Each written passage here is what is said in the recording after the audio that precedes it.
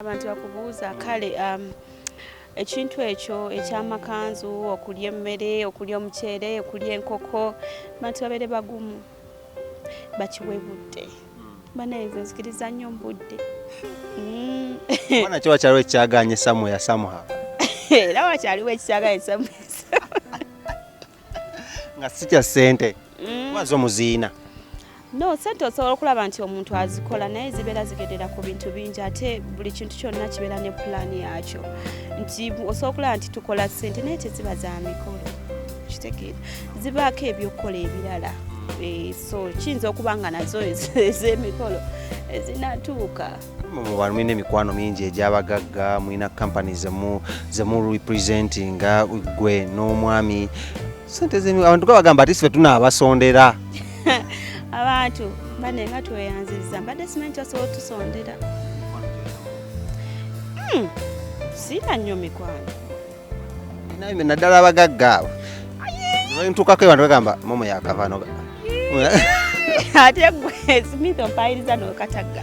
emikwano sigirina ng'emazima mpozi benkola nabo abantu naye mbadde simanyi osobola otusondera abasinga abaami I was reading through last gundi yaffe gye twakola nga abasinga abaami bagamba bali ready okuba omukulu Dax Busu waba tali serious we nasanga Dax just ebyabakyali bye twesanga ne mugamba nangamba wa nze nanyweza kati gwewo kiri kitya ani yagamba nti asooka kunkuba Busu owaye ba Facebook in-laws bali okwo abasajja bagamba ekyo kimmomo ne tukikwatako Dax ayinza obutalabamu bogereraawo abo bogereraawo naye okerese no gamba vudde wa Dax badduka emisinde bakwagala olina wooli era abakyala ekyo mukimanya abasiguze oba akusigula takugula bakusigula babeera wosi bannabwe mwana ne mufuna nze mmomosa okukolera kiki oza okuwa ensi neggulu naye gwe va gy'oli ojja kukakasa ensi otegerera abatuufu be baani so bwekito bwe kiri. Momo, your life looks expensive. How expensive is your life? Life yange teri expensive. I live a simple life. I don't stress myself. Singa ali expensive singa ndaba nkuba ebifaananyi nga ndi muzi Sheraton ndi kuzi Serenandi era ne gyobeera siwe wa life akolako kayisizaawo kale wembeera wa bbeeyi wayinza okuba nti wa bbeeyi naye ate bw'otunula entambula zange sibeerera mu bifo bya bbeeyi titojja kundaba nti ndi eno simanyi muzaani abaala nga bewola abaala basidde kwiri be babikola si bwe nkikola so living a simple life. On a daily we spendingirako sente nga meka nga gwe omuntu nze yinza n'okuziba nga seetaddemu wadde olwataano lwaki nga lwakutaddemu kati wali for what katugende mu bulamu bwo n'omwami olunaku mweyononeyako sente nga mmeka because you're a celebrity couple nga tunagenda ku bifaananyi byafuluma emabegako tusooke tumalirize kino mweyononeyako sente nga mmeka tetweyononerako era sente by the way to living a simple life era ekyo abantu batufollowinga they know that siri muntu gwogenda okusanga nga mbu nze n'omwami wange tugenze out tulyeri ekisooka ffe tetuhanging out we don't tubeera waka yes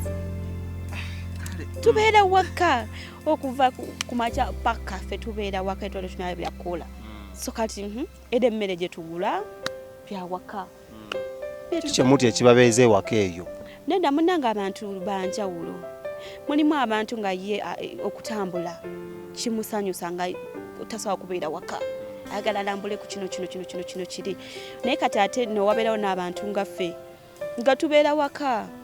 nga tuli bawaka so bwekito bwe kiri ffe tuli bawaka tetumanyi bintu byakutamba tumanyi bintu bya clubbing tumanyi bintu byakiffe tubeera waka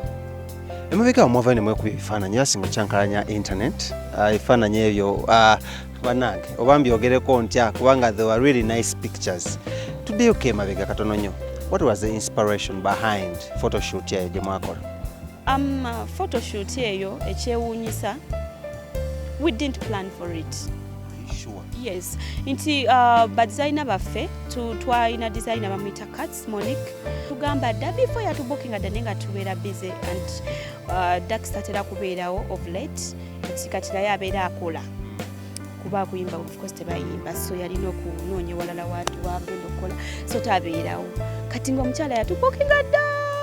naye nga dax taliiwo laba dax wakomawo ngate biseera bya independence omukazi ezo engoye nga zitunga dda. Really? Yes. Is that designer even about independence? Mpozi kati dax bwe yadde oluvannyuma kana akagoye ke twayambalaako ke walaba akasingo trending ekyewuunyisa ate ako yakalowooza na luvannyuma kubanga that dress was supposed to be plain red naye kati okuba independence yali ezengo najidde mu biseera kwe kusalawo natikako akakantu akakooyi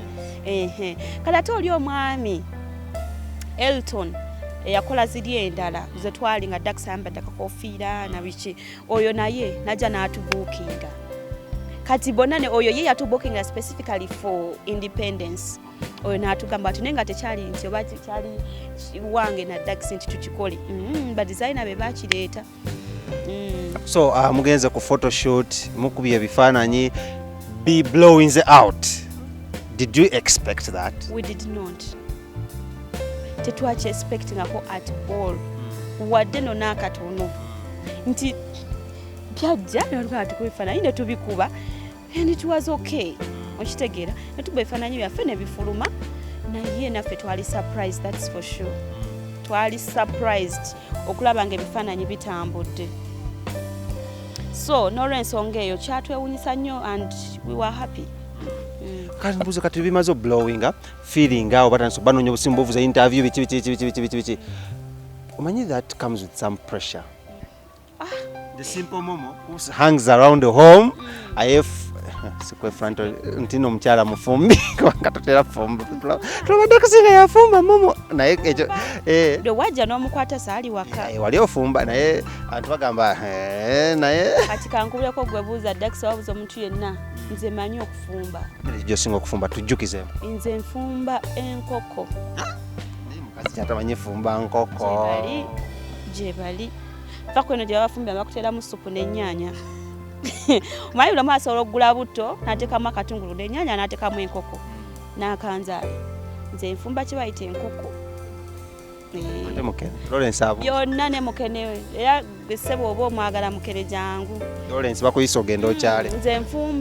nze nfumba kubanga nakugamba background yange mwalimu okubeera mu hotel sina hotel hoteli okitegeera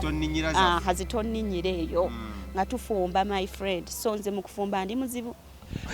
Mpozi ombuuziza ekyokutucomparinga ne Bobby ne Baby ekintu ekyo I would like to